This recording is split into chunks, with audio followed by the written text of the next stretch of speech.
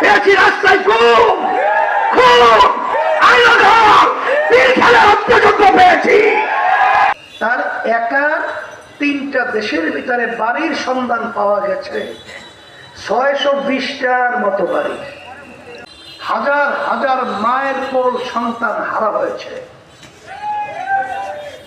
এদেশের গত 15.5 বছর ফ্যাসিস্ট সরকার, খুনি সরকার দেশ পরিচালনা করেছে।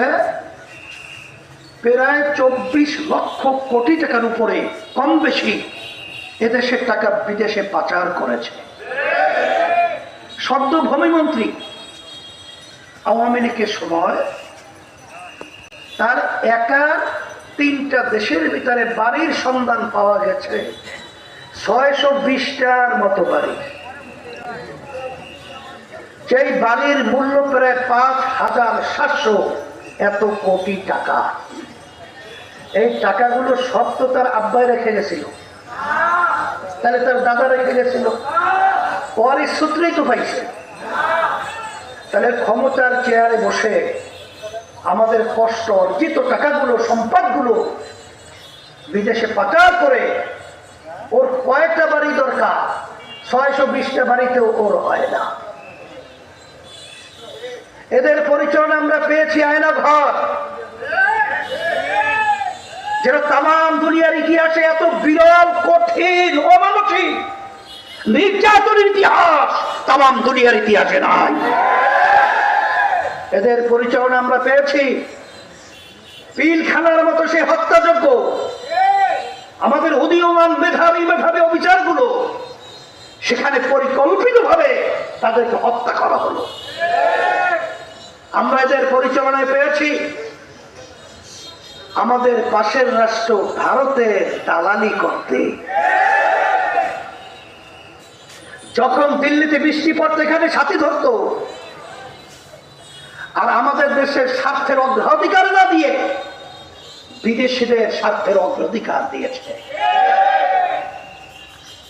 আমরা যেখানে তাকাই সেখানেই দেখি শুধু অশান্তির আগুন ধাউ ধাউ করে জ্বলছিল।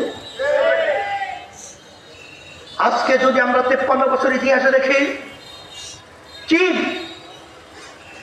48-47 বছর আগে যখন স্বাভাবিক তারা খানা পেত না, ঠিক মতো কাপড় চোপড় পরার সুযোগ পেত না, সেই চীনের দিকে আজকে তাকালে আমরা দেখি তাম দুনিয়ার মধ্যে উল্লেখযোগ্য অর্থনৈতিক দিক থেকে তারা কিন্তু অনেকটা এগিয়ে গেছে।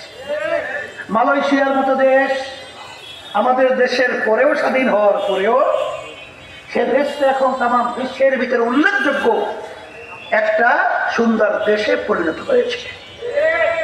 শুধুমাত্র আমাদের দেশ 53 বছরে যারা পরিচালনা করেছে, এদের পরিচালনায় আমরা শুধুমাত্র পেয়েছি আমাদের মায়ের কোন সন্তান হারা, পেয়েছি চাঁদাবাজি, পেয়েছি টেন্ডারবাজি, পেয়েছি খাদ্য খাল, পেয়েছি রাস্তায় গুম, খুন, আইনাঘর, পীর খেলা হত্যাযজ্ঞ পেয়েছি। এই দেশের পরিবর্তন আমাদের কি করতে হবে?